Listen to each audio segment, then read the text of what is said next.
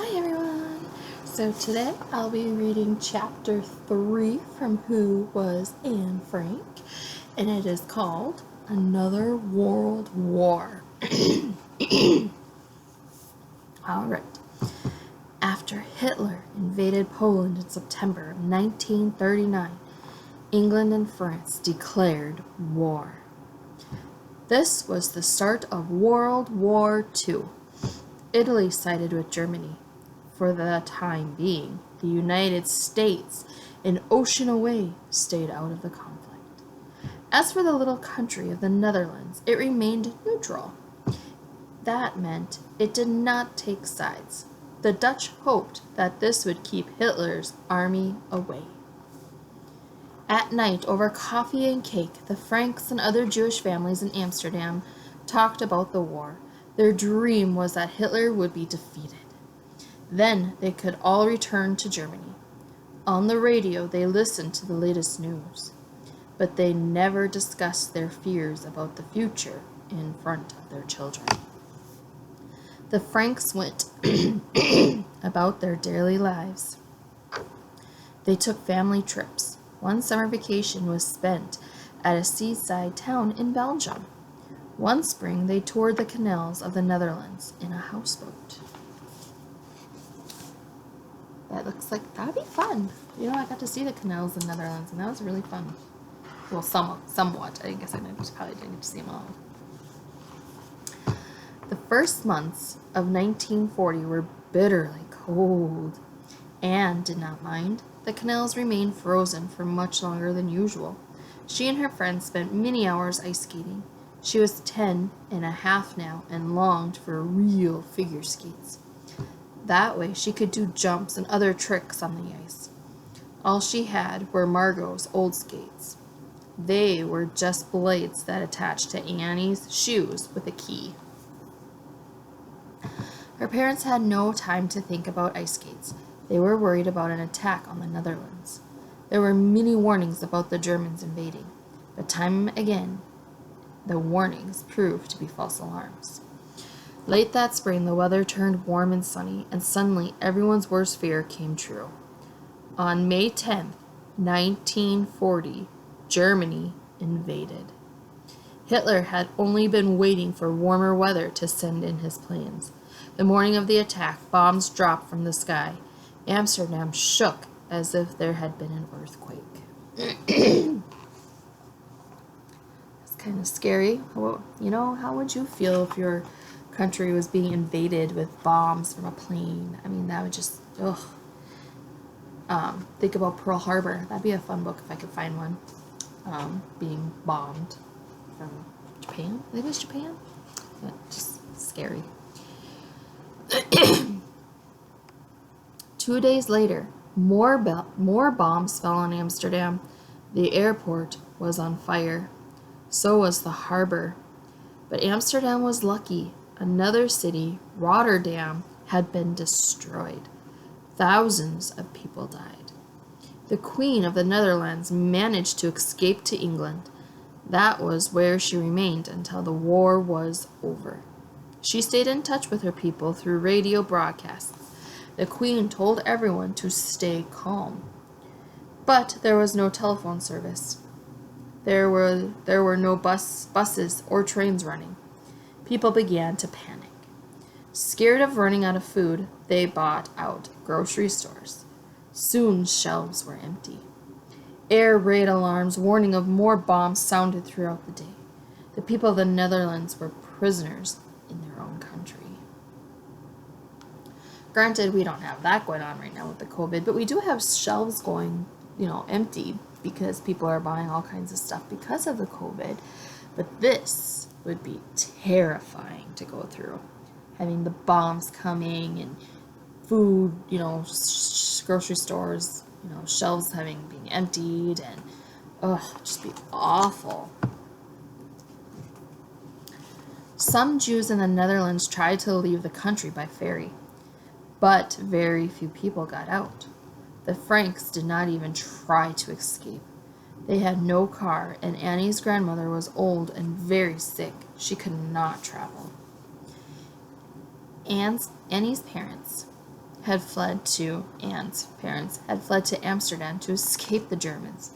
But now the Germans had come to Amsterdam. There were no place for Anne's family to run. The only other choice was to hide. So they're running away from the Germans, but it was the Nazis that they were running from. Because not all Germans were bad. It was the Nazis who followed Hitler. The resistance. Bands of Jewish fighters did what they could to stop the Nazis. These underground fighters were called resistance fighters. Often they were helped by non-Jews.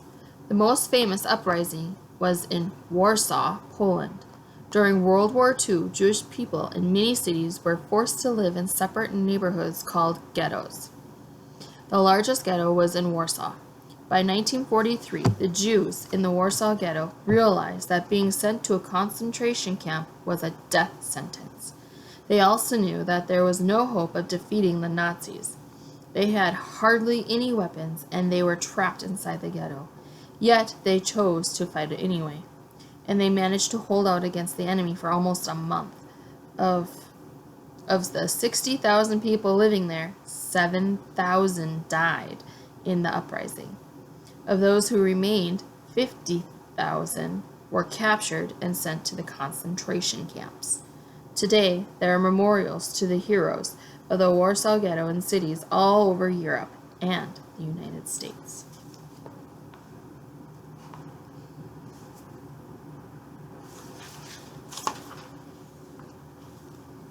So that was chapter 3. So my next one will be chapter 4. And you know what? I'll just read that chapter today too, because I'm just in the mood to read today, okay? This one's called Occupied. The Netherlands was now an occupied country. That meant the Germans were in control. Up went Nazi flags. Right away, life began to change for everyone. But it changed most of all for the Jews. Now all the Jews, even children like Anne and her sister, had to register with the Germans. Nobody else had to do this, but the Germans wanted to keep track of all Jews. They wanted to know who each person was and where he or she lived. Jews had to turn over nearly all their money to the Nazis. Their businesses were taken away. Otto handed his over to two good friends who weren't Jewish and who already worked there. If Jews worked in companies owned by non-Jews, their jobs were taken away. So there's the picture. Books by Jewish authors were banned. So were movies made by Jews. Jewish people couldn't even attend movies. That must have upset Anne a great deal. Her parents did all they could. They rented movies and projectors to show at home. Anne and her friend Jackie made tickets and led people to their seats. Anne's mother provided refreshments. There were random attacks against Jewish people. One Saturday afternoon, a group led by German soldiers beat up and arrested 400 Jewish men. Otto Frank was lucky enough to stay out of harm's way. The arrested men were sent to concentration camps. Only one of the men ever returned to the city. The Dutch people were outraged. They staged a strike. At 10:30 one morning in February, work stopped all over the Netherlands. Streetcars came to a halt. Shops closed. Restaurants didn't even serve food. Factories shut down. It was a country-wide strike. In this way, the Dutch people showed Hitler what they thought of him. His treatment of the Jews was wrong, unfair, and not human.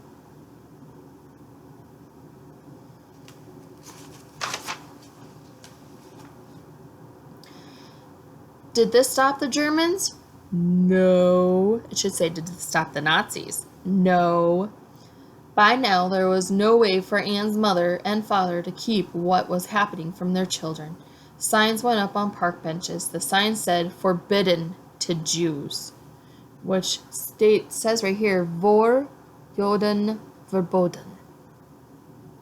The Jews of Amsterdam were no longer allowed in libraries, museums, concert halls, restaurants, or even the zoo. That summer, Jews were forbidden to use public beaches and pools. They could not visit public parks or hotels. How awful for everyone, but most of all, children like Anne. Here it was summer and there was nowhere they could go for fun. Each time something was taken away from them, Jewish people had hoped that nothing worse would happen. And indeed, there were still happy times for the Franks. Anne spent part of her vacation with her friend Sanny's family in the country. It was while she was at Sanny's house that Anne first started noticing boys.